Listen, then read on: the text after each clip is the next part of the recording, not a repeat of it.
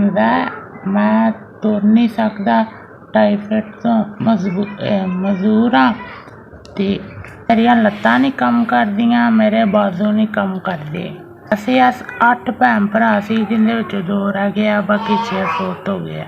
7 ਸਾਲ ਤੋਂ ਰਹਿ ਕੇ ਠੀਕ ਰਹਿੰਦੇ ਨੇ, ਬਾਅਦੋਂ ਫਿਰ ਕੋਈ ਨਾ ਕੋਈ ਇਹਨਾਂ ਨੂੰ ਬਿਮਾਰੀ ਬਣ ਜਾਂਦੀ ਅਤੇ ਫਿਰ ਬਾਅਦੋਂ ਫੌਤ ਹੋ ਜਾਂਦੇ ਨੇ।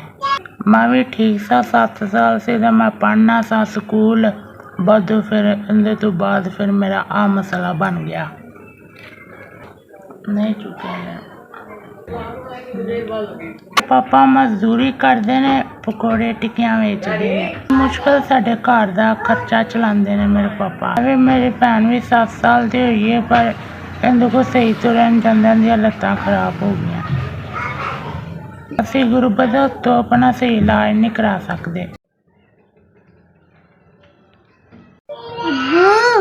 ਬਾਈ ਜੀ ਤੁਸੀਂ ਸਾਨੂੰ ਪੈਸੇ ਭੇਜੇ, ਅੱਲਾ ਖੈਰ ਕਰੇ ਤੁਹਾਡੀ, ਅੱਲਾ ਪਾਕ ਜ਼ਿੰਦਗੀ ਦੇਵੇ, ਤੰਦਰੁਸਤੀ ਦੇਵੇ, ਤੁਹਾਡਾ ਬੱਚੇ ਜੀਣ, ਜਿਹੜਾ ਮੇਰੇ ਗਰੀਬ ਬੰਦੇ ਦਾ ਖਿਆਲ ਤੁਸੀਂ ਰੱਖਿਆ।